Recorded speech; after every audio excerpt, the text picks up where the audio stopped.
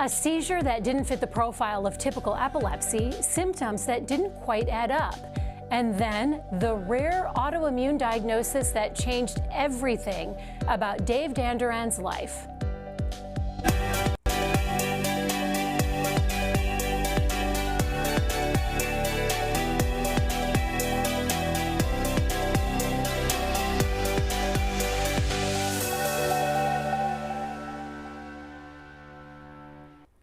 Good morning, I'm Alexis Del Cid. Welcome to All Things Brain Health. When you hear of a seizure, you may automatically think epilepsy. That's not always the case. Dave Dandurand's symptoms were subtle at first, then they became relentless with seizure after seizure. Ultimately, doctors discovered a rare but very treatable autoimmune condition. Here's Jessica Lovell. How long have you guys been out here? Yeah, so we've been out here about 3 years now, maybe a little over 3 years. Kind of like your happy place, I take it? It's great. We just love it. Dave Dandurand has always lived by the work hard, play hard rule. I've got all my toys out here. Yeah. And look at these cars. I've got my old trucks out here that we work on and the grandkids get to play in. Retired now, he loves spending time in his garage with his hobbies and his toys. And he loves spending time with his real loves, his high school sweetheart, Jackie, and their 2 kids and grandkids. But life really came into focus when Dave had 2 back-to-back fainting spells. I just fell flat on my face and had a big bump on my forehead. Maybe a couple weeks later, I was here at home and fell straight backwards in the driveway. He admits he brushed it off as high blood pressure or maybe a heart issue that he shouldn't have ignored. Looking back, it didn't concern me. I thought, well, it's just kind of weird, you know. I didn't even think about it being something more serious. Maybe 2 back-to-back seizures would get his attention. I didn't know they were happening. It was nighttime. I was already asleep, and Jackie got woke up by, a pretty nasty seizure where I was biting my tongue evidently and had gone on for 30-40 minutes. She called 911, the EMTs came. Dave got into a neurologist immediately who ran some tests and did some studies and started Dave on anti-seizure medication. All indications were that it was some sort of epilepsy. The medications worked for a while until they didn't. And that was tough on me. I mean, because I'm very active. So, yeah, it was restrictive. As I was sleeping, I couldn't sleep really. I wasn't able to communicate like I was. Just felt tired all the time. Taking afternoon naps, which I never had done. So I knew something just wasn't right. Doctors tried new medications and doses, but still Dave was sometimes having up to 6 small seizures an hour. Well, I'm a very emotional person anyway, but I was emotional. Like, I don't know what's going on. I can't figure this out. I was very frustrated. Dave called his doctor at the University of Kansas Health System, Dr. Murtaza Khan, and told him his seizures were continuing. He wanted to run a specific blood test. The result came with what you'd call an aha moment for Dr. Khan. He explained it to Dave. We think now it's an autoimmune situation where the antibodies in your brain are fighting each other, causing your brain to swell. You're having a seizure, so if we can control the brain swelling, we think your seizures are going to go away. So they gave me a steroid right away to control the swelling. The seizure stopped. Dave was positive for the rare Caspr-2 marker. It's an autoimmune encephalitis where the immune system mistakenly attacks the nervous system. Dave is doing well now. His daughter, who's a nurse, gives him a Gamma Guard IV infusion just once a month, and he's been seizure-free for over 2 years. What a story. Dave, we're so happy you're here. Thank you for being here. You look great. Thank you. We have Jackie in the control booth. She's cheering you on. Yes, she is. Your wingwoman. Yes. We also have his epileptologist, Dr. Murtaza Khan, and his neuroimmunologist, Dr. Daniel Mafla. Thank you both for being here and taking the time. Sure. First off, how are you feeling physically? I feel great. Yeah, feeling much better than I did, of course, but I feel really good. Strong, alert. Back to going to the K-State games? Yes, I am. Saw a lot of those pictures. Yes, I am. Yes, we are. Yes, we are. How did you and Jackie meet? You met in high school? Yeah, we did. We were high school sweethearts and dated throughout high school and college and got married when we were actually seniors in college. And, I love that. And both got jobs here in Kansas City, so here we are. We've been talking about how Yeah. Kansas City's like a magnet. You Yes. just keep coming back. Yes. When was your last seizure? I want to say it was probably in 2023, maybe June or July of 23. So it's been a while. Yes, it has. Now, when you would have the fainting and you would have that metallic taste in your mouth, did you know those were related, and what did you think was causing those? Had no idea. Yeah, I would talk to Dr. Khan about it, but I really had no idea what it was. And would they happen simultaneously? Some of them did. Some of them would be back to back, but yeah, it just depended. It was not a very good routine at all. You just never knew when it was going to happen. Which probably contributed greatly to your mood. Oh yeah, for sure. I mean, people would be a mess not knowing when it's going to hit. No doubt about it. Dr. Khan, how rare is Caspr-2 encephalitis? Yeah, in the general population, it's about 1 in 100,000, and that's being, generous in terms of the frequency. What we've learned, though, is that Caspr-2 encephalitis, especially if we were looking at our epilepsy patients, is more common than we think, and we're testing more and more for it, depending on the patients, their drug resistant status, and the rest of their symptoms. How common is it to see a patient that's diagnosed with epilepsy, then to do that additional blood test and realize, this is Caspr-2? Yeah, it's easy to put it together retrospectively because this is one of those diseases that affects not only the brain but the rest of the body. So when you have somebody with epilepsy and then you have other symptoms, the fainting events, the neuropathy, the insomnia, that's when you have all the pieces, you put them together, and you treat. So more common than we think. Dr. Mofflo, what's the difference between the encephalitis that we normally hear about and Caspr-2 encephalitis? So encephalitis is a relatively non-specific term that just means brain inflammation. And this brain inflammation can happen for many different reasons. Viral infections can do that. For example, typical example, herpes viruses, HSV. But also they can happen when our own body produces mistakenly an immune response to our nerve cells or neurons in this situation. And that's exactly what happens in Caspr-2. Our body produces antibodies against a protein in the surface of the neurons and the nerve cells that control the electrical activity. And when you disrupt this electrical balance, you will have a brain that is just more prone to have a seizure. Depending on other parts of the nervous system that are affected with this antibody, it depends the other symptoms that we've been kind of mentioning so far. So encephalitis is just a broad category meaning inflammation, and Caspr-2 is a very specific cause of that inflammation. And are they both diagnosed with the same blood test? I would say encephalitis is mostly a clinical diagnosis. You take all the history, and as Dr. Khan mentioned, it's kind of a puzzle. And when you suspect encephalitis clinically, you try to find proof of inflammation on the tools that we have. For example, on an MRI or with a lumbar puncture, taking a look at the fluid that surrounds the brain and spinal cord and try to find evidence of that inflammation. That kind of proves inflammation in the first place. But Caspr-2, you need a very specific type of blood test that is geared looking into all these antibodies. And a lot of times they come into different panels. You test for multiple antibodies at the same time.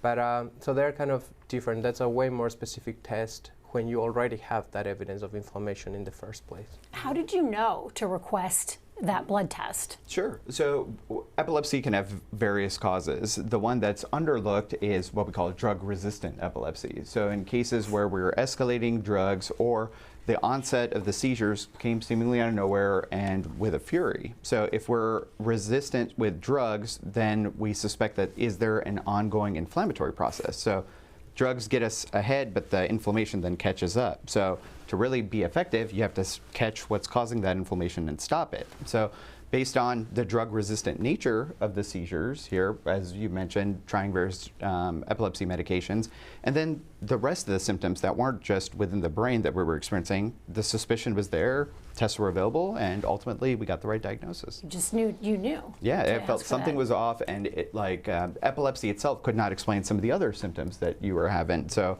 like what? So part of it, some of the other ones, and please correct me if I'm wrong, insomnia was one of the symptoms that we were seeing here. The other stuff outside the brain were very painful a very painful neuropathy that was happening within the legs that was sporadic but very disabling. Anxiety that can come out of nowhere and out of proportion without a trigger. All of those things, and then on top of that, the fainting spells and the seizures we described, is something is going on within the body, not just the brain itself isolated. So disruptive. I can't even imagine what that was like to have 6 an hour. How long did that last in your life where you were having 6 an hour? Yeah, I think probably maybe a month or so. Oh my gosh. Maybe even a little bit longer. We were trying to, navigate it with different meds, different dosages. But yeah, it was those few months were a little tough. Brutal. When we look at pictures of your family and the pictures you shared with us, first of all, you have this great, huge family. How many grandkids do you have? 5. 5. Yeah. You're so busy with your lovely wife, Jackie, and your garage with the cool cars, the classic cars in your garage. Yeah. You're not a guy that can be sedentary.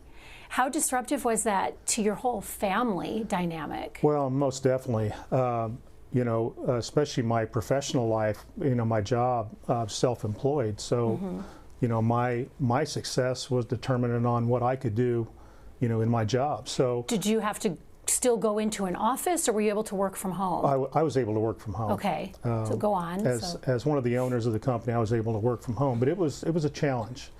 And so that was kind of forced my hand a little bit to retire when I did. And quite frankly, the lack of memory, lost a lot of memory. And so things that I had done before, I had no recollection of. In the moments you were having your seizures, or in general you lost memory? To this day. I lost a lot of memory. So memory recall was a problem. And, I told this story to Jessica, I think, but we would be driving. Jackie was my Uber because I couldn't drive at the time, but I would be at an intersection I'd been to maybe 2,000, 3,000 times, and I had no idea where I was. Oh my gosh. And so that was kind of scary. And then the seizures in addition. So to answer your question, it definitely affected my entire family.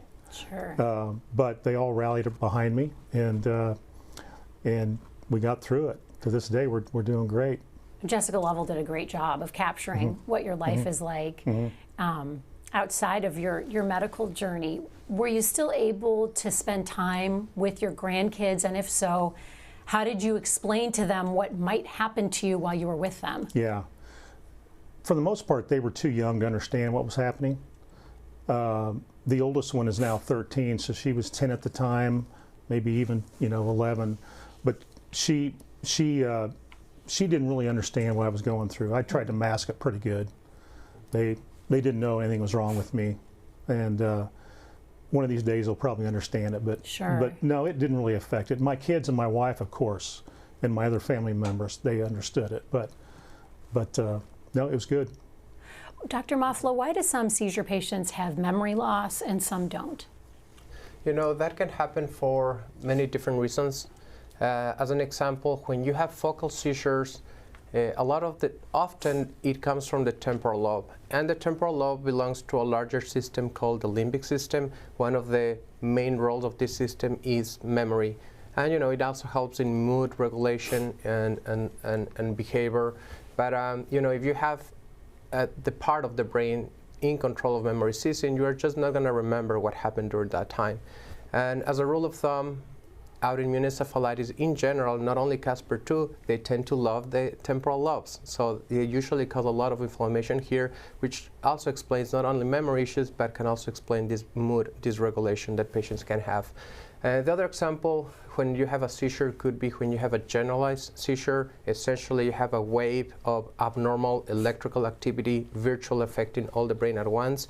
And you lose consciousness, you just don't have access to those higher mental functions. You don't have attention, and you need attention to consolidate information in that memory box.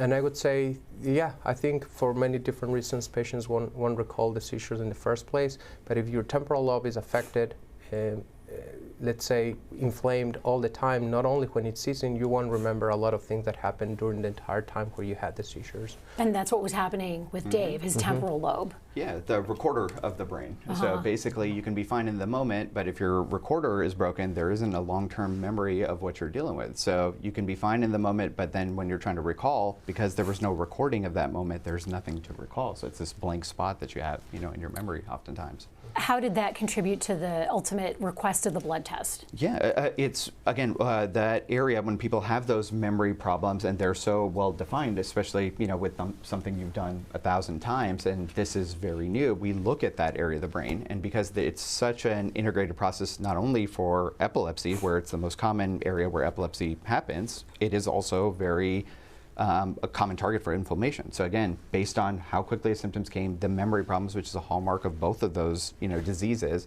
we were able to test for it. How relieved were you when you got a diagnosis? Oh, so relieved, because it was so frustrating not to know what was going on or what to expect. And one time we were headed down a road of epilepsy and some brain implants, and that was scary to think that that's what I was going to need. And thank God Dr. Khan and his team found the marker that we found. So it was very much a relief, and it changed everything for me right away. What is the treatment? So I do a once a month infusion, Gamma Guard. And that's it though, just the infusion that your daughter does? Twice daily I take an anti-seizure medication. Okay. Just to keep those at bay. And we've fiddled with that a little bit on dosage and timing, but those are the two treatments I take currently. So much simpler than brain surgery. So much simpler. And you get one of your treatments you get at home administered. Yeah, the Gamma Guard IV. By your daughter, who's a nurse. In fact, I had it yesterday. She came over and she's able to set me up and let me sit there for a few hours and let it drip. How's your memory now? My memory's good. There's several years, maybe even 8 or 9 years before I started having seizures that I don't have recollection of. 8 or 9 years before the seizures? Yeah. And there are whole years that you're just... Whole years are just gone. Yeah. How common is that with Casper-2? It's variable. What we suspect is, even though we caught the bigger seizures, that something was happening for probably years before some of the bigger symptoms came out. Doesn't mean that nothing was going on in those years. It's that it was a slow burn. So we have damage over that period of time until it crossed the threshold to having generalized seizures. So again, to get that memory improvement, again, you have to stop what's damaging it in the first place. So that's why I think you're having that improvement after we've kind of figured it out, because you've stopped what was causing the problem in the memory box in the first place. Right. We have some great questions that are already coming in. Okay. So if you have a question or a comment that you'd like us to read out loud on the program, you can send it to us right now on YouTube or Facebook. You'll find all the links on how you can connect with us right there on your screen. I do have one more question for you. Dave, has anyone in your family come up to you and said, looking back, now I think I saw something was up in those years before your diagnosis, before your initial symptoms? Yeah, absolutely. Jackie probably more than anyone. What does she say? Well, she said we would be in the middle of a conversation and I would just kind of go blank. Not the typical conversation with a husband when they go blank, and they do. Yeah. Not the kind of conversation my husband has. Exactly. Right. And I would say, now, what did you say again? Oh, no. And she'd get frustrated a little bit, Yeah. understandably so, like, aren't you listening to me? And I go, I'm trying to listen, but. Oh, my gosh. So we'd have to restart several conversations so she probably noticed most definitely that there was some prior activity before the fainting and the seizures. But she had no way of knowing it was something brewing. We had no way. In your brain. When we talk about Dr. Mofflo, Dave also had the insomnia, the mood changes, which seem perfectly understandable when you're riddled with anxiety over these seizures you can't control. So how often do you see these as symptoms of a broader problem and not just anxiety over having these uncontrollable seizures? I would say very frequently. Any new diagnosis of seizures or epilepsy, for what it's worth, can make a lot of changes in your life, and you require a period of adjustment. There might be new medications that may or may not come with side effects, and this can impact mood, disrupt your sleep pattern, and this is true across the spectrum of any type of seizures. A lot of it as an emotional reaction to, dealing with a health problem, as you mentioned. But in Casper-2 encephalitis, in reality, all these problems, insomnia, mood, personality, memory changes happen because the areas of the brain that control all these functions are inflamed in the first place. And I know all of this can be very tricky, like how can you tell it's one or the other, but I think that's where you find red flags in the history or seizures are not behaving as typical they do. You take a step back and try to look at the whole picture, clinical judgment being incredibly important in those situations, and kind of put all these pieces of the puzzle together to kind of figure things out. Dave, we have pictures of you golfing, vacationing, you're with your friends. Yeah. And I bring that up because of the neuropathy. For people who aren't familiar with what neuropathy is, what did that feel like when it was happening to you? Oh gosh, like a severe case of if your arm has fallen asleep or your hand's fallen asleep. Only it was on my my feet, and I just couldn't walk. I mean, I couldn't. Did that ever happen to you in the middle of a golf game? Well, it happened before I started golfing, so I'd have to just call it. But that was pretty frustrating because I really do enjoy the sport. But yeah, it was pretty painful, and you just have to get off your feet and let it kind of simmer down a little bit. How long were you on those anti-seizure meds before they stopped working, the first round of meds you were on? Well, that's a hard question for me to answer because I don't really know. We tried so many different variations, so many types of anti-seizure drugs. Over the span of how many years and months were you trying I don't know, was it probably a year, Dr. Kahn, maybe, from a year of trying to figure out just what. So we finally got to it, but yeah, that was frustrating because I'd have to call them or my chart and message him to tell him that, hey, this is not working. And oh my gosh. So Dr. Kahn, you do the blood test, you see the Casper-2 marker. What's the very next step? Sure. So because we have to put into context, does this make sense with this syndrome? So a lot of times people send out these shotgun tests, something's barely positive or not, and then they have this diagnosis without it kind of fitting their clinical picture. That was not the case for you. So if we see an antibody that's causing the damage, the syndrome fits, we have to continue to treat the current inflammation, which is the seizure medications that we have, but we have to stop the damage that's happening in the first place, and that is using immune therapies. We have a wide variety of them. This is an immune disease that's antibody related, something that your body produces. So it's putting medications on that stops the antibodies from causing damage to different targets in the brain.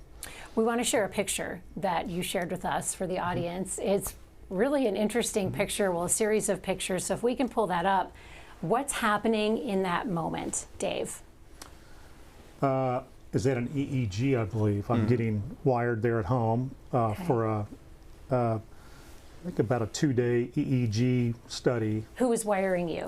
There was some specialist that came in from out of town to set me up. Okay, came to your home, and they tell me the steps that it took. How did they attach the wires to your head? Did they have to shave any of your hair from the sides? I don't have much hair to shave. You have some on the sides and on the top. But no, it was, they, like any kind of electrode, kind of a gel and a sticky pad. And then I had a machine that I would carry, and they had some cameras set up so they could see what I was doing at night.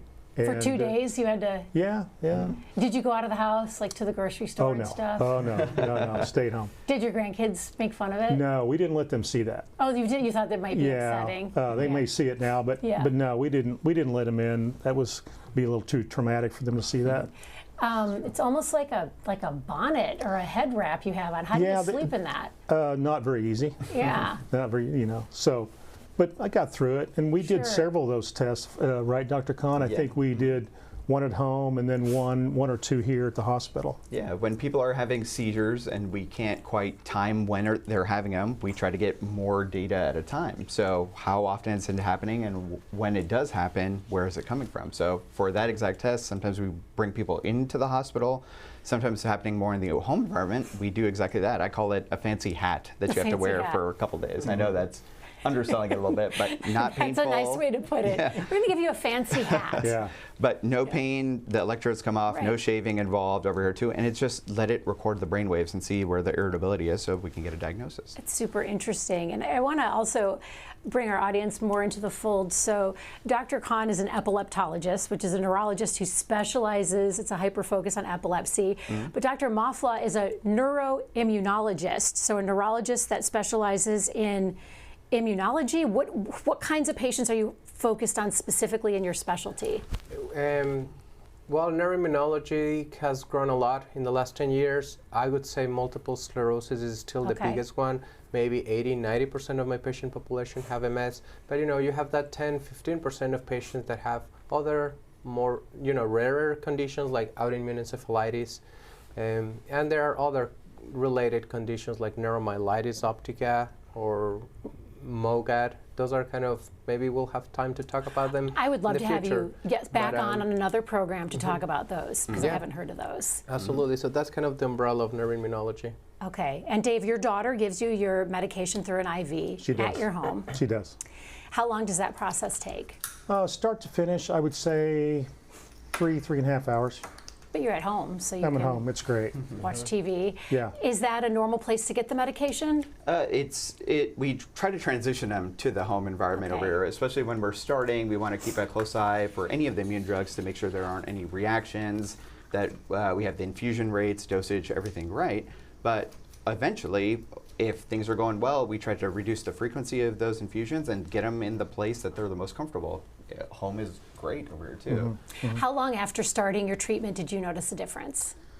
Well, right away. I mean, Right away? Yeah, I mean, I was in the hospital. Dr. Khan was treating me, which we found out, and the treatment happened right away, and the seizure stopped. And Oh my gosh, what a miracle. It feels like a miracle, well, but there's science behind it and medicine. Yeah, and at first the infusions were daily, and then we went to once every week, and then once every 2 weeks, and so now we're at once a month, and may leave it there for a while, but it seems to work, does the trick. Let's get to some of the questions from our viewers. And we have a question from Jean.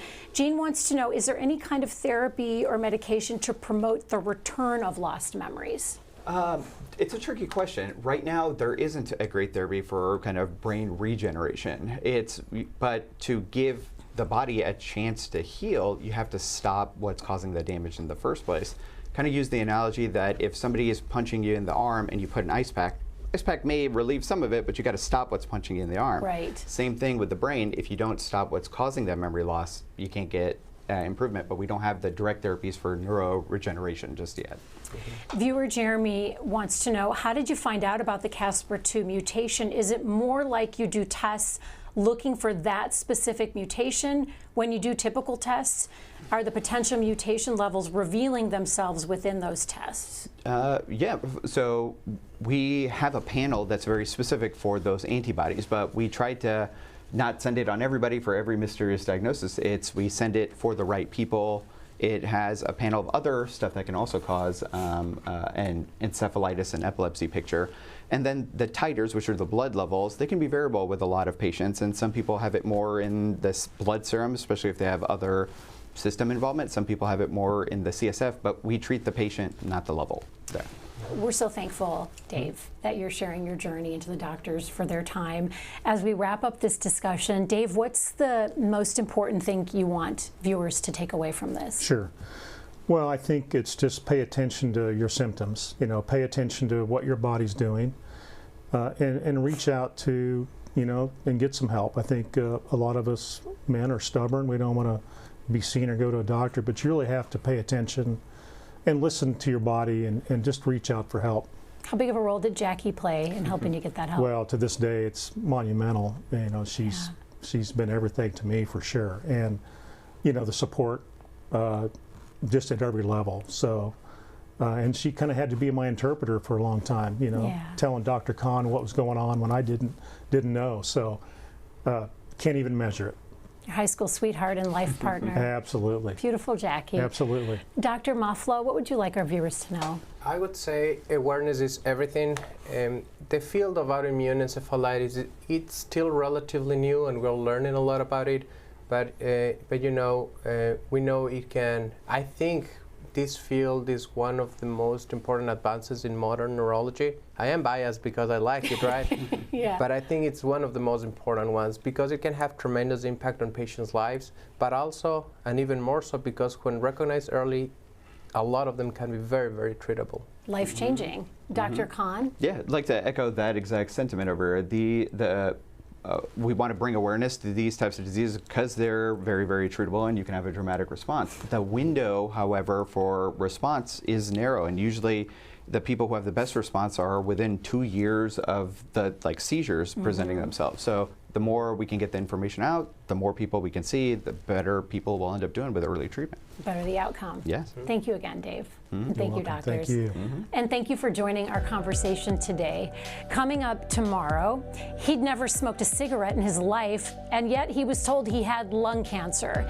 This patient's journey required multiple specialists and 2 procedures that are not offered everywhere, yet he was able to get every step of his care here at the health system. That's tomorrow on Open Mics with Dr. Stites.